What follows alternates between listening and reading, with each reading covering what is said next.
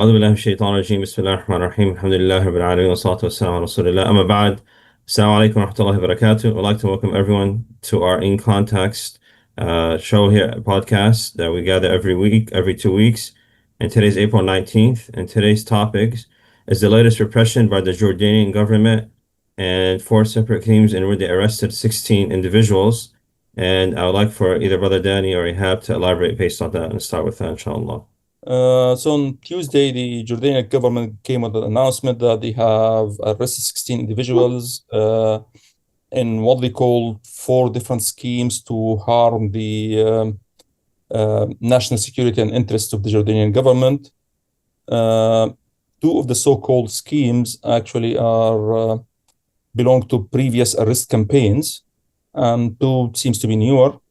The government tried to make the impression that this was an attempt to manufacture and hold weapons to launch war on the Jordanian government. That is a known lie, and seems that their own investigations prove it to be a lie. And actually, the previous two incidents that they reprocessed to make this look bigger belong to previous attempts to smuggle weapons into West Bank, particularly the northern West Bank, the area of Tobas, where there is an ongoing Israeli campaign of killings. It's not out of character for the Jordanian government to protect the Israeli borders better than protects its own king. It's not new for the Jordanian government to intercept any attempts to help those under Israeli attack. Nothing new in this. The important thing is, why did they elect to make this show? And in the show, they claim that this was the doings of Ikhwan in Jordan. And they tried to connect actually the organization of Ikhwan to this by saying, well, we arrested one of the important officials of Ikhwan as one of these people in this held in these schemes. To put this in context, I'd like to describe two things. First, the regional context of the last 2 years in the region. So Israel has been committing massacres in not just Gaza, in the West Bank for the last 18 months.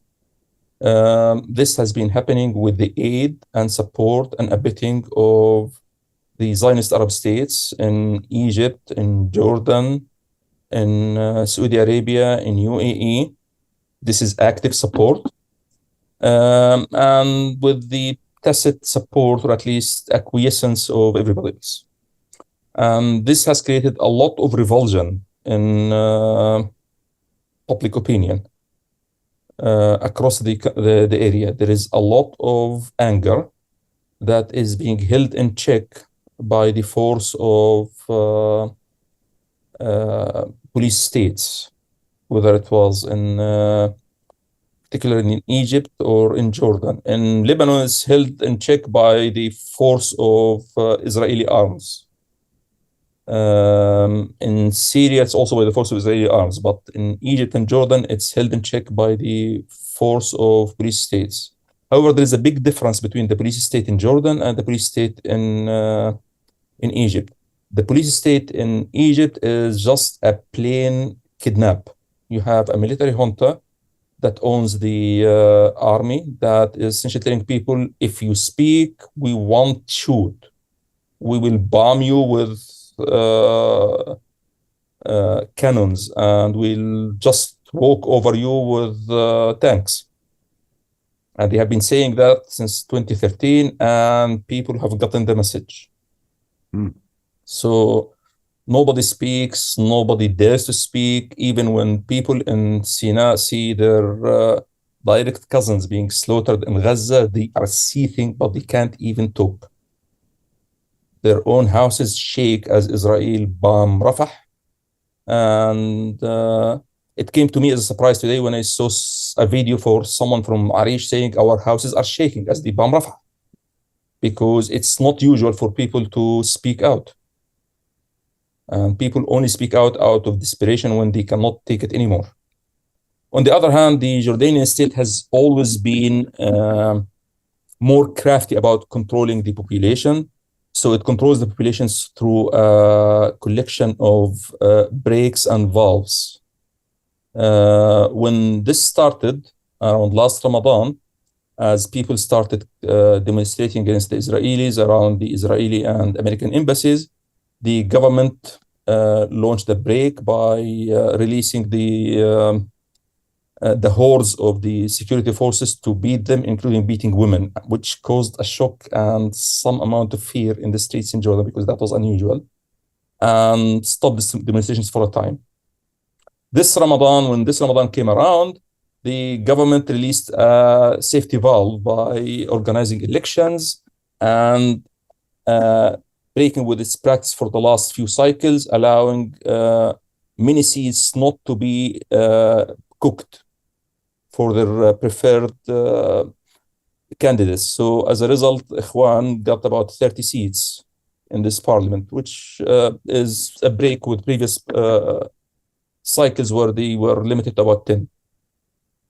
And that was a release valve because Ikhwan is part of the police state structure to control society. So Ikhwan in Jordan function as a part of the state organization that is supposed to channel public opinion and public anger to safe places. However, the Jordanian Ikhwan have been in the sight of other Islamists and even other branches of Ikhwan that are publicly saying for the last several months that if all you guys can do is stand up in some in some square in the middle of nowhere in Amman and proclaim your support for us, just stay at home. If you don't do something meaningful, like demonstrating at the borders, like doing something to get the state to do something, like demonstrating in the embassies, at the embassies of the US and Israel, then just stay home. That has been adding pressure. However, the current, in the last elections of the Jordanian branch of Ikhwan, the government managed to get the wing closely allied with it to control the organization, and that wing has been very studious about keeping the government happy. It isn't that the other wing is anti-government, it's just that the other wing aren't civil servants. But the current wing are essentially civil servants in the Jordanian government. They are very happy of getting seats in parliament, so you have something now to protect. And what the government was doing is it was calling its favors by putting them in its sides. That you guys have to come now and pay for that. You have to help us stabilize the public opinion. The reason the government is doing this is twofold. First, Israel has antagonized the people all over the region by the current slaughter in Gaza, which is even worse than the previous slaughter. The viciousness and the nastiness of their killings and attacks, and it's not just Gaza now, it's Gaza and the West Bank. So the three northern cities in the West Bank right now are under constant attack: Jenin, Tulkarem, Tolbas. And Nablus seems to be getting also in there. And these are, you could hear, you could see from the mountains of Jordan what's going on there. So this is quite alarming. On the other hand, there has been a drift within the public opinion close to Ikhwan, pro-Ikhwan, quote-unquote moderate Islamist, that is explicitly opposed to the existing governments. So there are explicit calls now that these governments are enemies, and we have to ignore them, and we have to launch jihad directly against Israel. So you would you say a part of the scheme or this arrest is to channel public opinion, or at least direct the emotions of the people, that this is for more protection of the government of Jordan, that they want the people are plotting, or to let people think that they were plotting against the Jordanian government, so people can lose trust in the opposition? No, it's more of warning. Look, guys, anybody who thinks about doing anything, we're going to frame them. And we don't care, we'll frame you. and will make you look bad. So this is to everybody. But it's particularly, Ikhwan, that you have to make sure not to drift with these guys. Don't go down this route. It is also that you have to do double duty to help us in controlling public opinion. The Jordanian government is pro-Israel, and it knows that, and the people know that. The English King of Jordan is pro-Israel. This is a beer-bellied, Rambo wannabe, uh, English accented king, and it doesn't take much looking to realize this guy is pro-Israel, and the people are seething. The government is playing multi games here. It's first But play what would you the say game that? of there Would is you an say that? old. Go ahead. Yeah. Would you say that the Jordan still has that same idea of pro-Israel, despite the fact that U.S. has momentarily suspended aid or decreased aid for the time being? Do you think that has changed the momentum? There is an some people think that the Jordanian government is doing this as a show of its usefulness to the U.S. to assert that we are here to protect Israel, so please give us back the aid you have been giving us for the last 10 years. In my opinion, that doesn't cut it because this show might look big and important in Jordan, but in Trump's radar, it's just a blip. He wouldn't see it, and his guys wouldn't see it anyway. The important reasons that the U.S. pays money to the Jordanian government are two things. It protects Israel. It serves as a back base for the occupation of Iraq. These things exist and will continue to exist.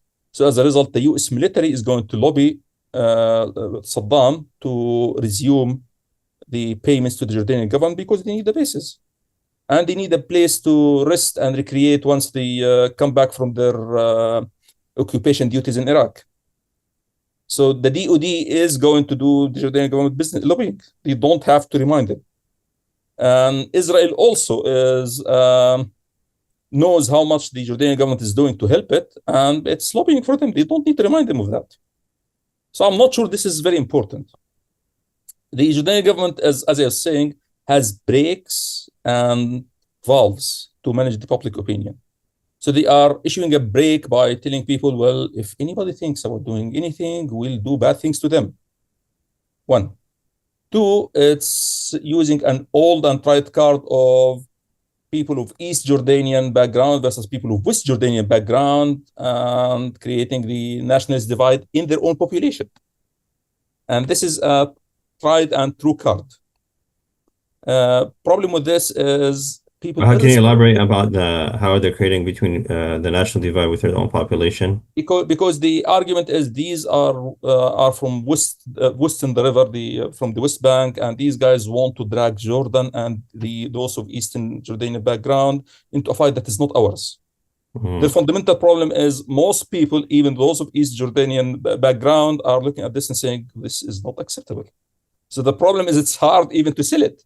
However, irrespective of background, either Eastern or Western Jordanian, the government is also saying, well, you guys have to cool it down because you cannot do anything to Israel, so you have to shut up. That sells among a lot of people, or regardless of their background. So this is the break. But the valve they are using also is they are calling on the Ikhwan organization by putting it in their side, by accusing it. They are calling on them to prove that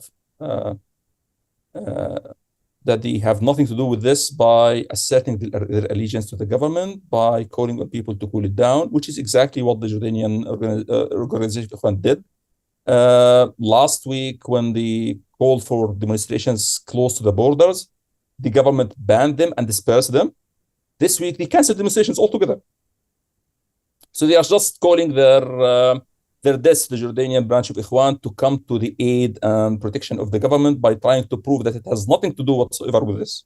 A lot of people who are trying to analyze this miss something very interesting. the previous chief of Jordanian Ikhwan, Hammam Saeed, came out and gave a really interesting speech saying we should not accept this, essentially saying we should not accept this blackmail by the government. This is not acceptable. There was nothing there, and we should keep pressing for the government to do something about the slaughter. Hammam Saeed isn't anti-Jordanian government. He just belongs to the so-called not pro-government wing, which is saying, well, guys, this is nonsense. Okay. So he is anticipating that the civil servant wing of Ikhwan is going to fall at their knees to supplicate to the government and assert that Islam has nothing whatever to do with Palestine or anybody calling for anything to do with Palestine. The government is great, and the English King of Jordan is the greatest thing that has ever happened, which is going to happen. So you very firmly believe that these tactics or these even demonstrations that Jordan given is even taking extra precautions because sometimes, allowing protests kind of lets the people relieve themselves, let the emotions out, and at the But same time the they control protests, the those voice.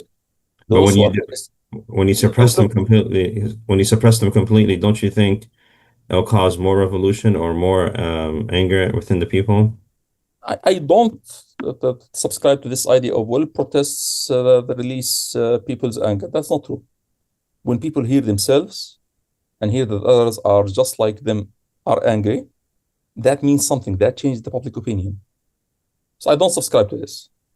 One. Two, the Jordanian government is willing for people to make emotional speeches in harmless places, as long as these emotional speeches are essentially poetic nonsense about how sad we are. But when that turns to this government is an ally of Israel, this government needs to stop its treason, that's a different game. When the demonstrations become demonstrations at the borders with Israel, this is a different game. That's what they banned. Attempts to demonstrate close to the borders. Okay. When the tone of the demonstrations become you guys are traitors, that's a different game. The tone is changing, and the government is alarmed at that. It's not changing in Jordan; it's changing outside Jordan, but they are afraid that's going to change in Jordan. So they are trying to preempt it.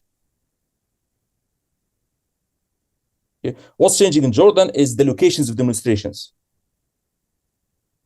which is the practical foot-based equivalent. But words haven't changed yet, so they want to preempt that. Okay. What we're seeing in context is, that's the context I want to point out, is those who spend too much time in bed with government and becoming part of it. Become just civil servants with big beards. I think that's outlier. I think for even here around the world, even I believe in even local Yes, imagine politics. This Absolutely. the idea if you can't beat them, join them, and then you become them without you become them. Exactly. Yeah. And instead of you get into the door claiming that you're going to represent the people demonstrating outside, and then you come back and tell them to cool down because now you're speaking for the people inside. Yeah. So you actually become more of a servant and a voice Civil servant. You yeah. become a civil servant in the information service of the police state. I think, however, that the Ummah as a whole is changing, and the public opinion of the Ummah as a whole is moving. And the Jordanian government can try to resist, can pull the brakes, can open the safety valves, but the tide is moving. Whether it's going to take over their civil servants and their protection systems or not, I'm not sure it's going to do it in the short term, but I think that it's going to drain their civil servants of credibility, which is a good thing for them. Just the fact that Hammam Said came out explicitly telling them, don't go there, guys, although he did not point fingers at them directly, he was just saying we should not go there, is interesting. This is unusual. Go there in the sense that, what do you mean by go there? Because with Meaning, don't do the government bidding. So essentially, he did not say it explicitly, but the sense of what he was saying is we do not have to do the government bidding, and we should not accept these marching orders. We should stick to our calls for the government to do something meaningful rather than keep doing what it was doing in alliance with Israel. We're due something, essentially. So the fact he chose to do this is interesting. And that's why I go back to the question with the Jordanian government. Don't you think they realize with economic instability, people don't have much to lose? They're very angry with what's happening. That by doing this, it actually is going to cause more rage and anger within the people. No, they calculate that we're going to scare them from one side with the stick, and from the other side, we are marching our civil servant wing of Ikhwan to tell them that it is in the interest of Islam to cool down. Because if we don't cool down, Israel is going to attack our great glorious government. Our great glorious government is protecting us from Israel, just like what the Palestinian Authority is doing in the West Bank. Mm-hmm. Only in the West Bank, it's Fatah that's doing that, and Fatah has zero credibility. So that is actually the Jordanian government is in a better place than Fatah and the PA. But that I think is obvious. I was going to ask just a side note. Given like you said, the savagery of this second campaign, the inevitable outcome is eventually these people are going to have to either die or leave. There's nothing left. Before. So the leave business, the displacement business is a piece of Israeli psychological propaganda. The fundamental problem with leave are two things. First, those are the descendants of refugees, and they're not about to repeat what they consider to be a historical mistake. And they have proven this. Those who returned to northern Gaza after the slaughter, despite all they have seen, were exactly saying that. That was a scary sight. If I was Israel, I would be scared to death by the fact that people were returning to northern Gaza on foot after all what happened. I agree, but at the end of the day, that's one. human beings. The other point that people forget is displace them where? There is no place. Yeah, that's what I'm getting to. So Israel keeps making false noise about, well, Germany is going to accept thousands and thousands of Palestinians. And then it turns out to be a complete lie, and the German foreign ministry comes and says nothing like that is going to happen. And the new government says we're going to stop accepting all refugees from anywhere else. Then they say Indonesia, nothing. Then they say two unnamed states, nothing. South Sudan was in the news now. This is, and Somaliland said we're going to accept it. This is nothing. This is nonsense. This is not real thing. These are leaks in Israeli media directed by the Israeli government as a part of its psychological warfare and the war, in addition to their actual massacres. They are launching a psychological warfare, and actually publicizing these kinds of things is wrong because you are essentially aiding a psychological warfare campaign. There is no truth to all of that. It isn't that Somaliland told the US, well, if you give us legitimacy, we are willing to accept. Well, the government of Somaliland has no legitimacy to begin with. This is a breakaway government. That's also an English thing, by the way, Somaliland government. So these are jokes, not real things. And the Somaliland government is telling the US, give us something, so we'll give Israel something. So the US is going to pay from its pocket so that Israel will pocket something? Come on. We're dealing with thieves here. One thief wouldn't pay, so the other thief will get money. Come on, guys. Get real. This is the new brave capitalist American world. Every dog for himself. Jazakumullah khair. Well, Jacob. Anything that you want to say? No, I think he said it all. Alhamdulillah. Okay. Assalamu alaikum. Wa alaikum assalam.